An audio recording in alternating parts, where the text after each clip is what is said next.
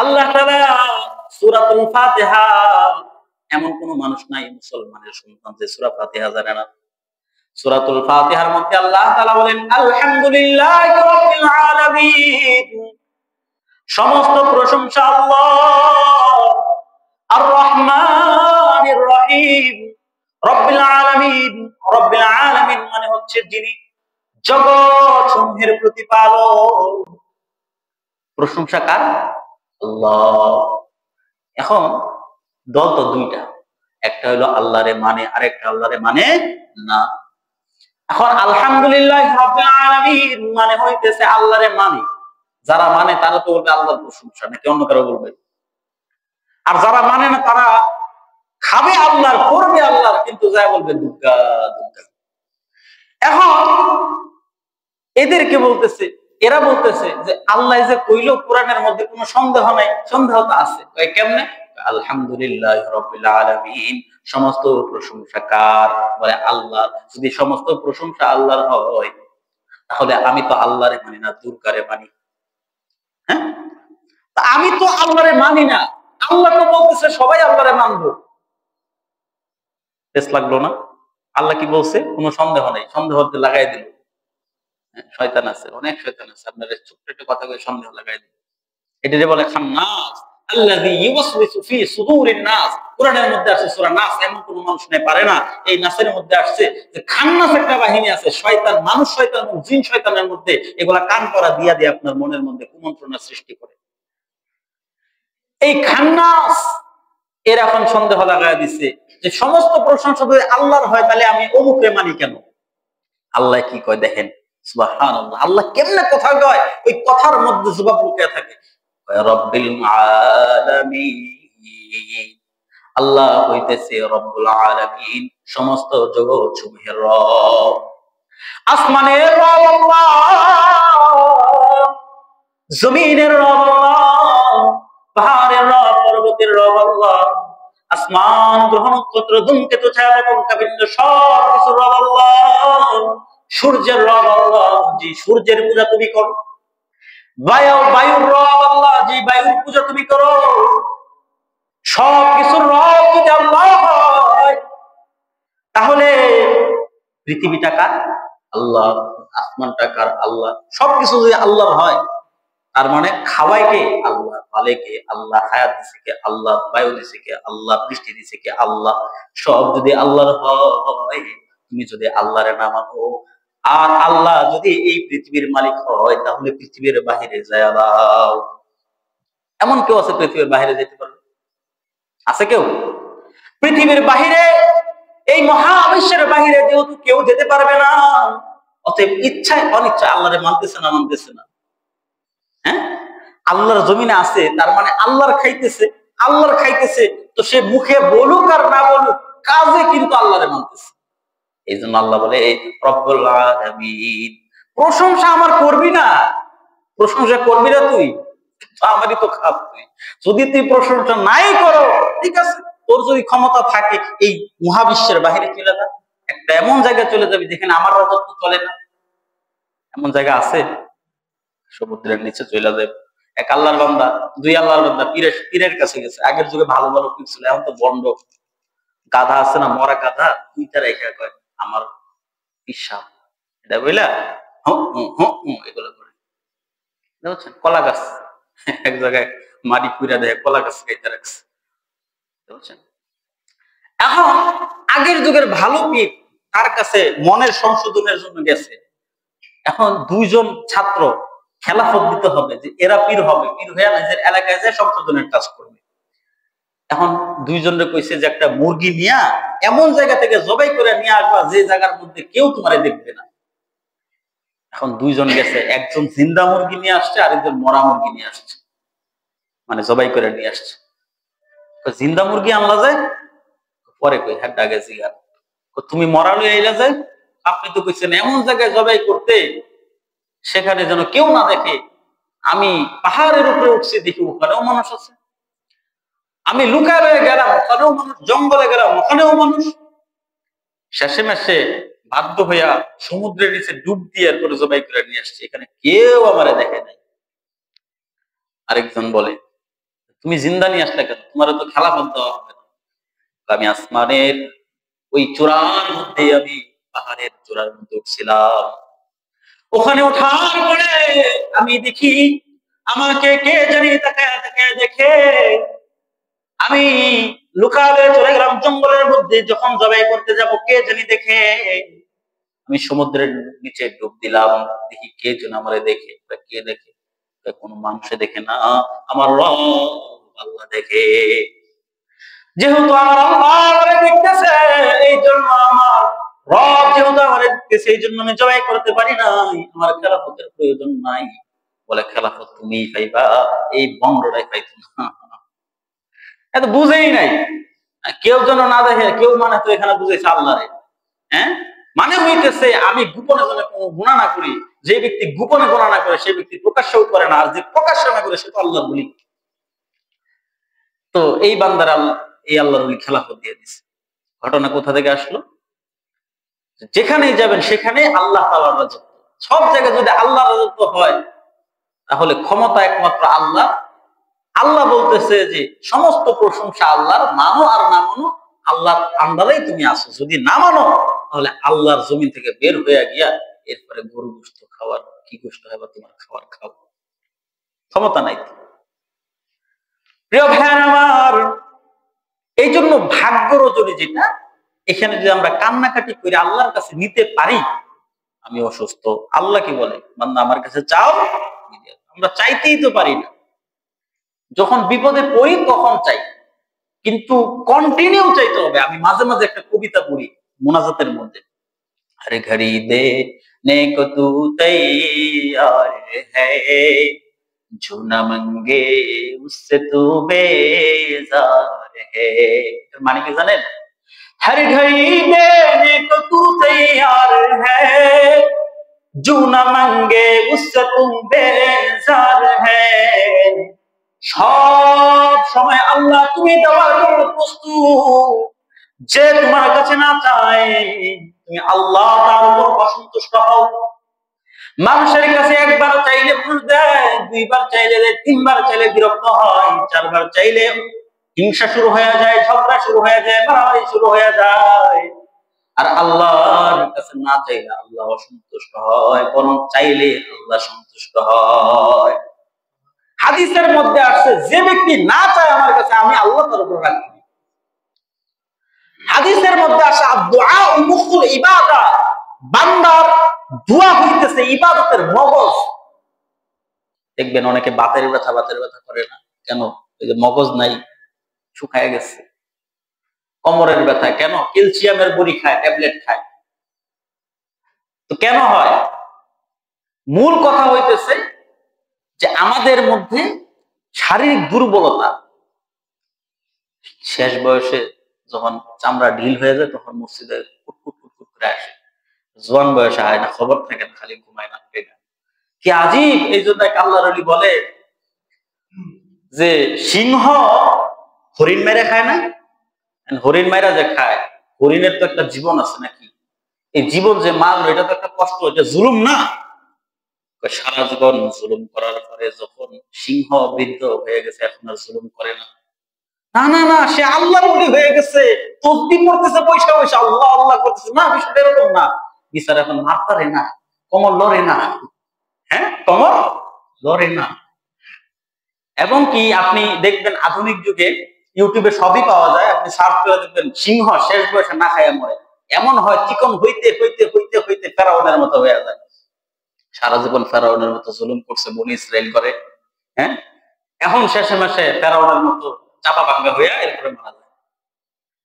আর সিংহের একটা নিয়ম আছে, সে যেটা একবার মারছে ওটাকে সে যখন খাবে এরপরে আর খাবে না, একবার খায়া ফালায় চলে যাবে, এরপরে শিয়াল মিয়াল শকুন মকুন এরা খাবে।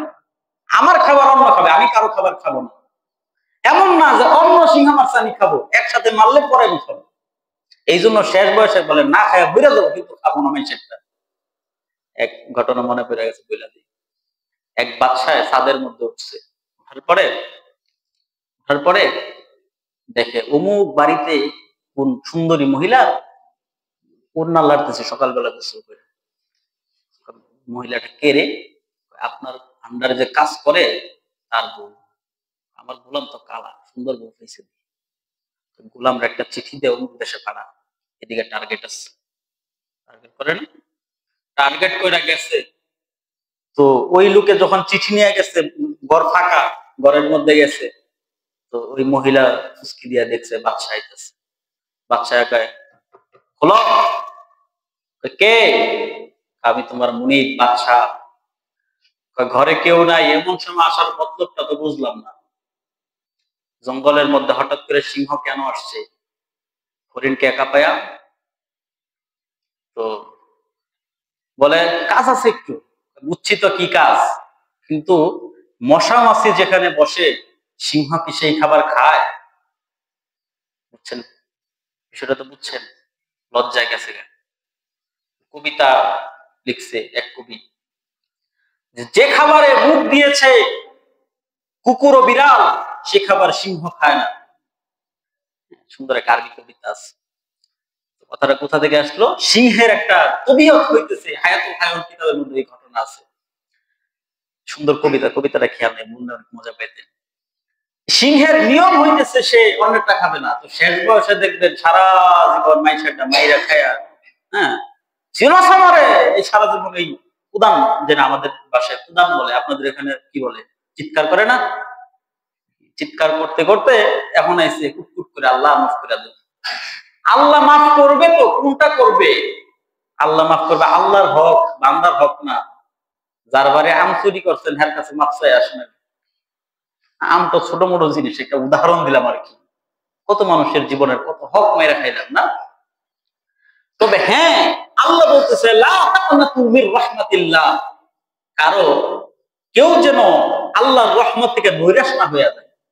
গুনাহ অনেক করছেন, এখনো তো সময় আছে, উমরি কাজা পড়ে নেন। উমরি কাজা বুঝেন আপনারা?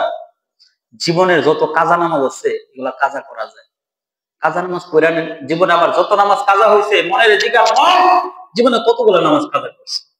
এরপরে মন একটা তো কথা বলবে, এরপরে সিরিয়াল ধৈরা ধৈরা ফজরের নামাজ, জোহরের নামাজ, আসরের নামাজ, মাগরিবের নামাজ পড়তে করতে করতে করতে যেদিন মনে হবে যে না এখন মনে হয় শেষ হয়েছে, সেদিন শেষ করবে।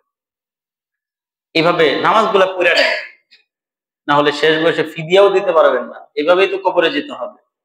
আল্লাহ বলতেছে লা তাকনাতু মির রাহমাতিল্লাহ।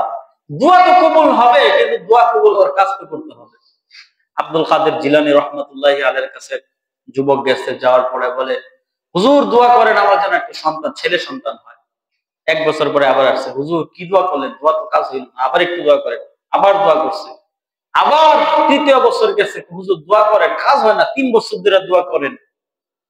তুমি কি বিয়া করছো? কয় না। বিয়া না করলে বাচ্চা হবে।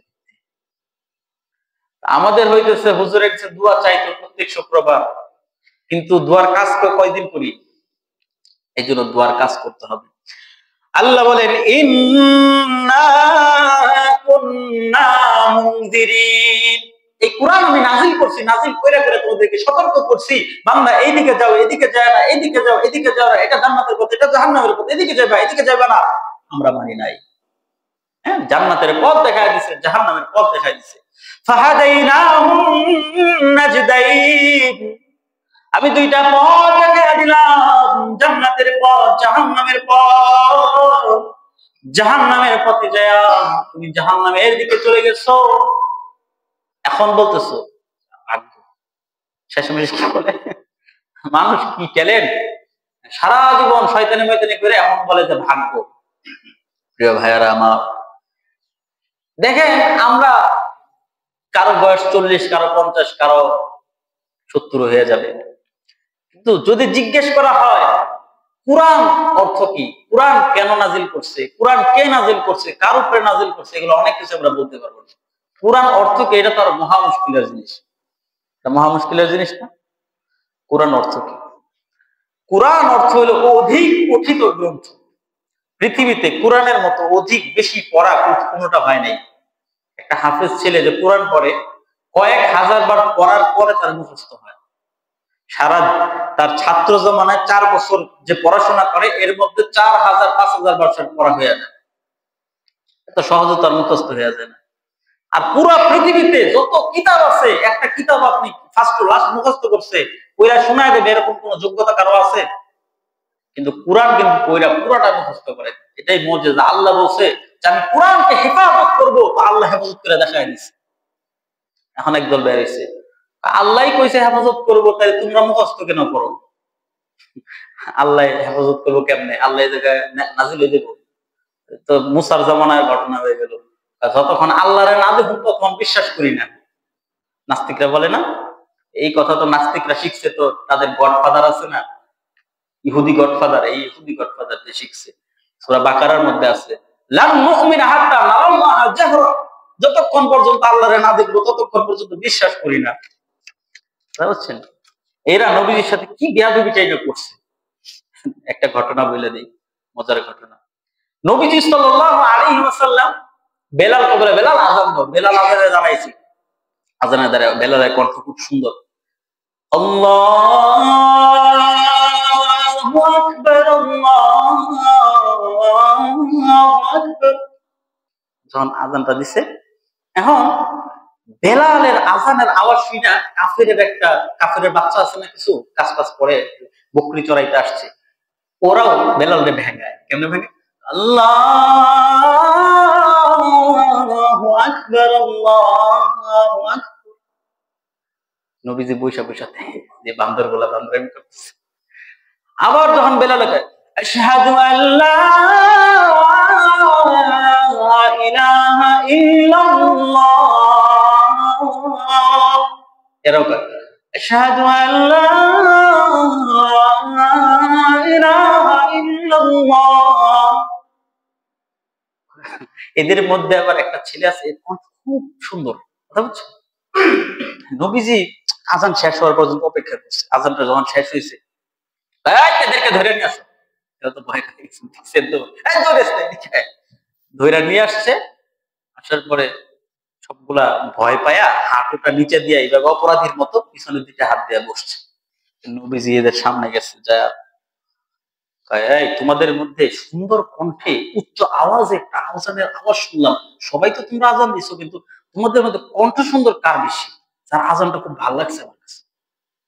এরা ভয় পাইতেছে সবাই একজনের দিকে, এই যে আবু মাহজুরা, নাম কি? আবু মাহজুরা।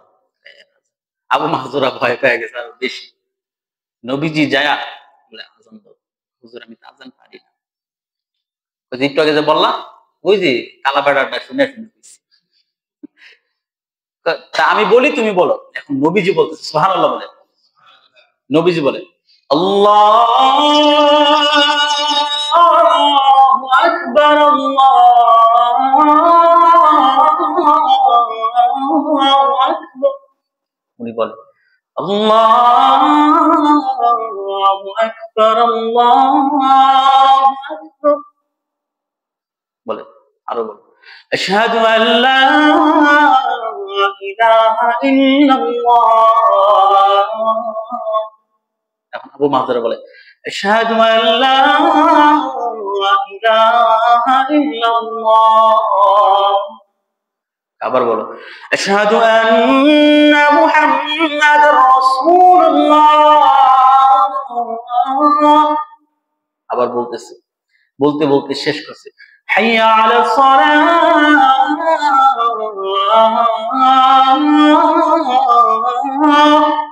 বলতে বলতে আবু মাহজুরার কলিজা খালি ঠান্ডা হইতেছে। এক একটা শব্দ বলতেছে সুন্দর কণ্ঠে, আল্লাহর আওয়াজ, আর এক একটা বাক্য তো আল্লাহ রসুল, আল্লাহ রসুল, তাই না?